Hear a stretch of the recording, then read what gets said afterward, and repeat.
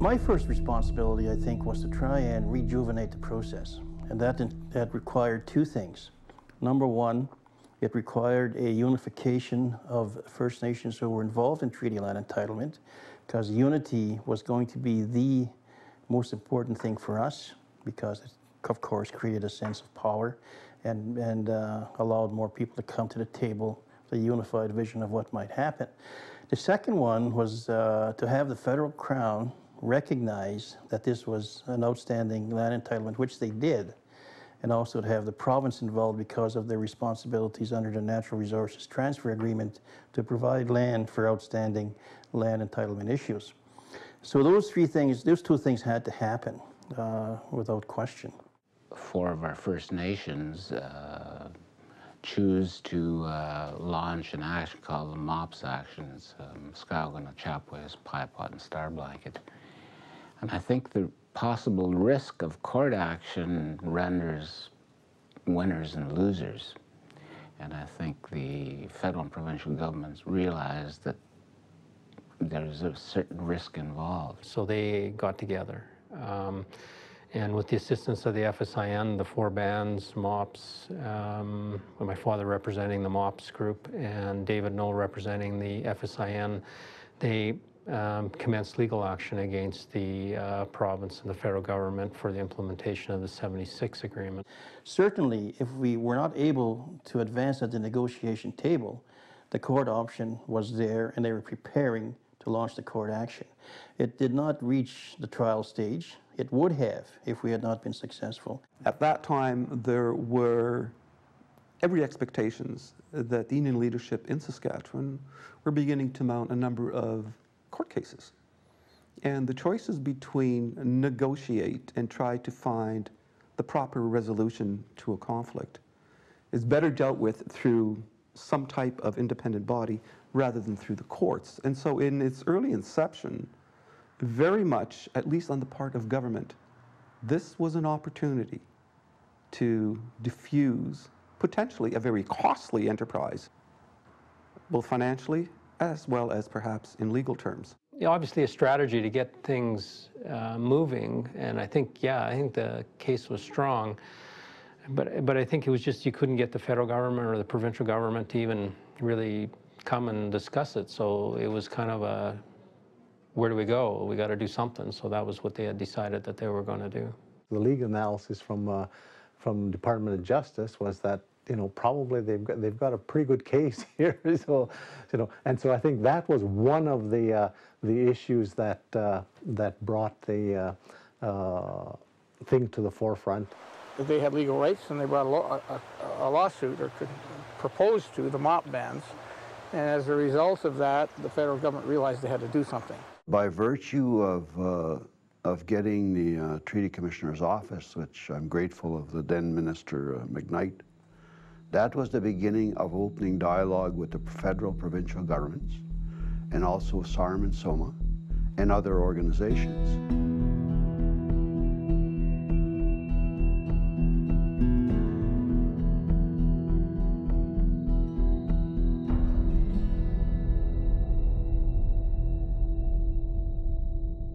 I think when we finally made the announcement, everybody said, Cliff, right. And I was lobbied like crazy from a number of people that it should be a political person, either left or right leanings in either, you know, the different political parties.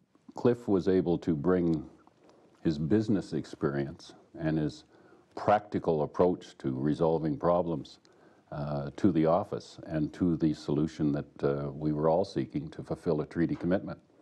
And he was supported by good people, but Cliff really wasn't interested in theory. He was interested in results, and the results speak for themselves. I remember our first meeting with Cliff Wright, and he said, well, I'm honored that you would offer me that opportunity. But he said, I need some time to think about it. And we were past the 11th hour to get this name forward.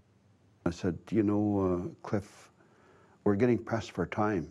And he said, well, I need some time to think about it. Well, I said, we got about 8-10 minutes left in the meeting, and I'm hoping when we get up that we've come to that decision. And when he was asking for time, he thought he had a little more than 8 or 10 minutes.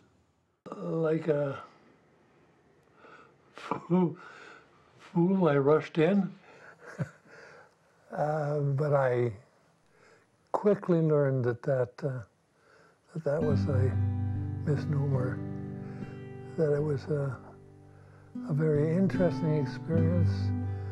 It was one that gave me a lot of pleasure.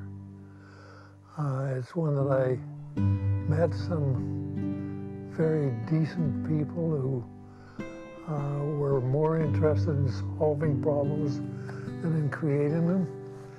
And generally speaking, it was one of the highlights of my life, actually. There was tremendous respect for his having been former mayor of Saskatoon, and he had some disdain for the bureaucracy. That worked to our advantage. Nobody wants to be in court. The ideal situation is to have a negotiated settlement that everybody can live with, and then life goes on. But there are two parties to the situation where so far apart there is no progress. Enter the Treaty Commissioner's office, and he issued his report and recommendations, and everybody saw enough in that report to get back to the table, and negotiations ensued. When Chief Crew and then Minister Cadieux signed the agreement that started the Office of the Treaty Commissioner, then Commissioner Cliff Wright undertook the task to try and provide the mediation and facilitation services to the parties that would allow this treaty land entitlement process to be implemented. And that meant providing an option, the best available option to reach a settlement. And people like Emil Kurczynski was very instrumental in putting this option paper together.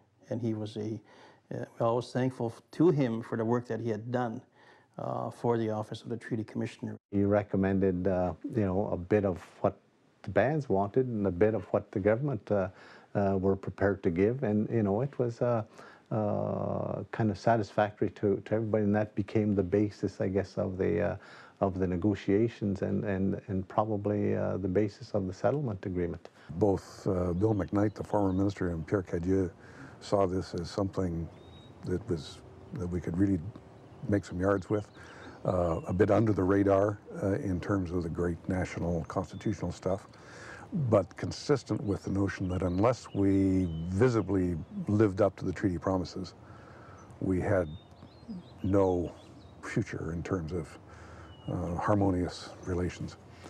And that argument carried. I helped the minister of the day take it to cabinet, and made an argument for a negotiating mandate, essentially on a 50-50 basis. Some sleight of hand in the numbers, but nonetheless, I got a negotiating mandate. The government of Saskatchewan at the time was facing some electoral challenges, and the idea that they might do something quite spectacular and progressive was not unappealing, and so they agreed to